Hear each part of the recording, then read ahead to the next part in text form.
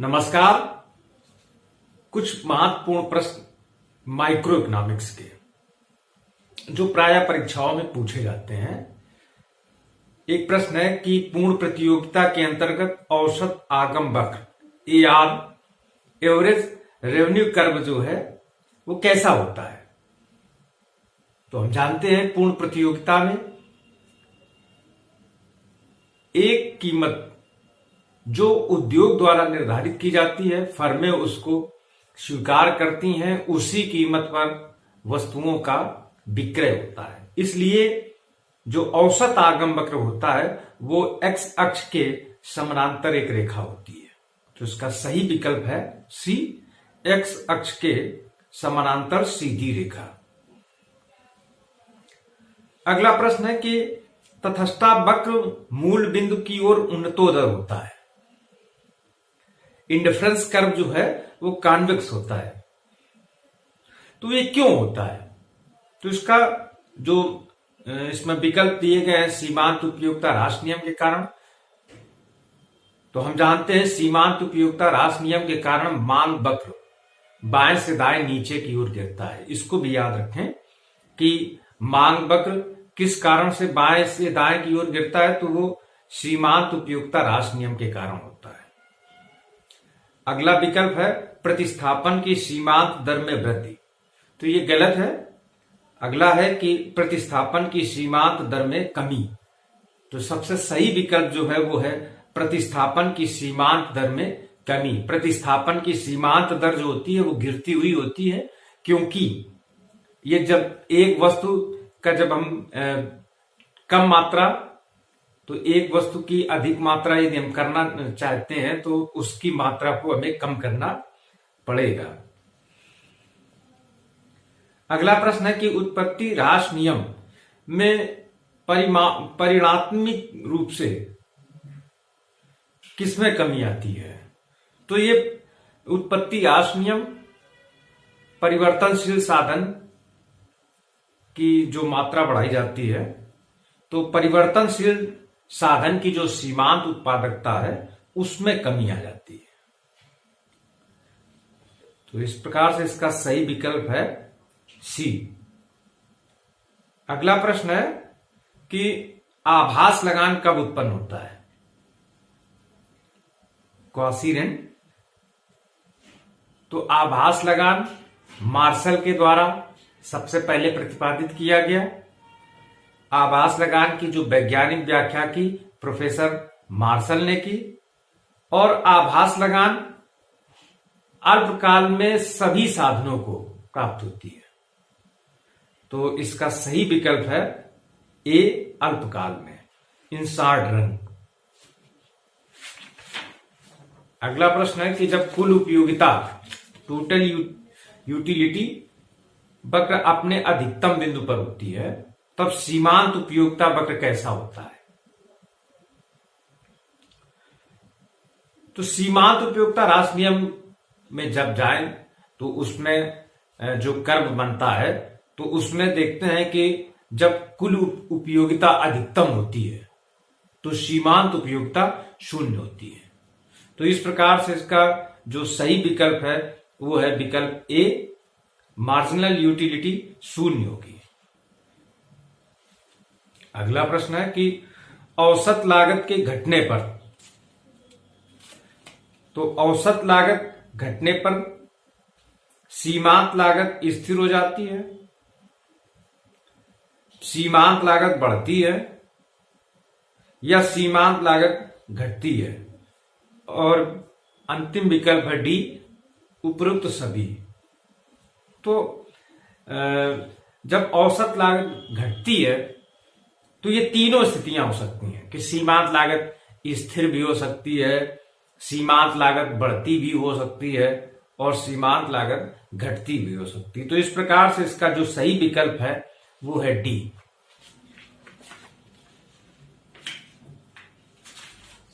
अगला प्रश्न है सीमांत उत्पाद से तात्पर्य जो मार्जिनल प्रोडक्ट है उसकी परिभाषा इसमें है। तो कुल उत्पादन में एक अतिरिक्त इकाई जो उत्पादित करती है, कुल उत्पादन में एक अतिरिक्त इकाई जो उत्पादन करती है वो सीमांत उत्पाद कहलाता है। तो इस प्रकार से इसका सही विकल्प है ए, उत्पादित होती है। अगला प्रश्न है, उत्पादन संभावना वक्र की ढाल में परिवर्तन का कारक है। उत्पादन संभावना वक्र की ढाल, तो हम जानते हैं कि सीमांत अवसर लागत, सीमांत अवसर लागत के कारण उत्पादन संभावना वक्र की ढाल में परिवर्तन होता है। तो इसका सही उत्तर है सीमांत अवसर लागत। अगला प्रश्न है कि नगद मजदूरी पूर्ववत रहने पर मूल्य वृद्धि होने से वास्तविक मजदूरी पर क्या प्रभाव पड़ेगा। नगद मजदूरी यदि एक समान है और यदि मुद्रास्फीति हो जाती है, मुद्रास्फीति वह अवस्था है जिसमें मुद्रा की क्रय शक्ति गिरती है, वस्तुओं की कीमतें बढ़ती हैं और मुद्रा की जो क्रय शक्ति है वो घटती है। तो नगद मजदूरी स्थिर है और कीमतों में वृद्धि हो जाती है, तो जो वास्तविक मजदूरी है वो घट जाएगी। तो इसका सही विकल्प है डी, घटेगी। अगला प्रश्न है कि अर्थशास्त्र में सीमांत भूमि, मार्जिनल लैंड क्या है। तो सीमांत भूमि, अब रिकार्डो के लगान सिद्धांत में जाएं तो वहां देखेंगे कि रिकार्डो ने कहा कि सीमांत भूमि वह भूमि होती है जिसमें कोई लगान उत्पन्न नहीं होता है। तो इसका सही विकल्प है कि कोई लगान उत्पन्न नहीं होता है। अगला प्रश्न है कि लाभ होता है, प्रॉफिट क्या है।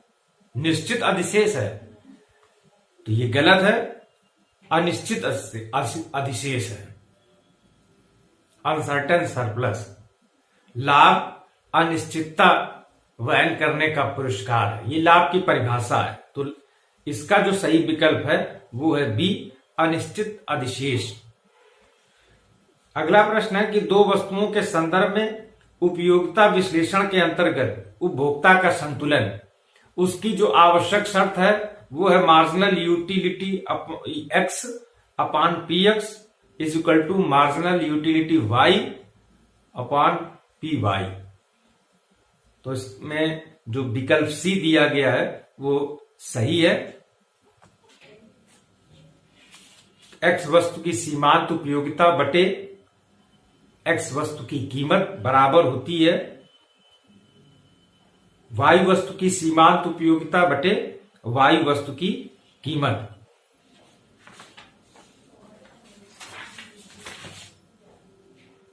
अगला प्रश्न है कि पूर्ति के नियम के अनुसार कीमत व पूर्ति के मध्य धनात्मक संबंध होता है, कीमत व पूर्ति के मध्य ऋणात्मक संबंध होता है, कीमत व पूर्ति के मध्य स्थिर संबंध है, या कीमत व पूर्ति के मध्य कोई संबंध नहीं है। तो हम जानते हैं कि पूर्ति का नियम, जिसमें कीमत का पूर्ति पर सीधा प्रभाव पड़ता है, कीमत और पूर्ति के बीच में धनात्मक संबंध होता है, positive relation between price and supply. यदि किसी वस्तु की कीमत बढ़ती है तो पूर्ति बढ़ जाती है, कीमत घटती है तो उसकी पूर्ति जो है वो कम हो जाती है। इस कारण से जो पूर्ति वक्र होता है वो बाएं से दाएं ऊपर की ओर चढ़ता हुआ होता है। अगला प्रश्न है कि सीमांत लागत में सम्मिलित है। किसी वस्तु की सीमांत लागत में परिवर्तनशील लागत और स्थिर लागत दोनों शामिल होती हैं। तो इसका सही विकल्प है सी, ए व बी दोनों। अगला प्रश्न है कि आभास लगान किसके बराबर होता है।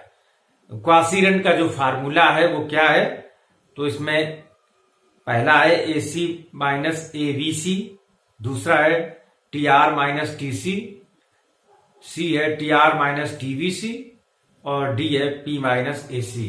तो उसका सही विकल्प है AC minus ABC, average cost minus average variable cost. तो इसका सही विकल्प है AC माइनस ABC। अगला प्रश्न है कि हाले के द्वारा प्रोफेसर हाले ने लाभ का कौन से सिद्धांत का प्रतिपादन किया, तो लाभ का गत्यात्मक सिद्धांत, लाभ का नवप्रवर्तन सिद्धांत, या लाभ का जोखिम सिद्धांत, या लाभ का अनिश्चितता सिद्धांत। तो इसका सही उत्तर है लाभ का जोखिम सिद्धांत। तो ये कुछ महत्वपूर्ण प्रश्न है जो प्रायः परीक्षा में पूछे जाते हैं। धन्यवाद।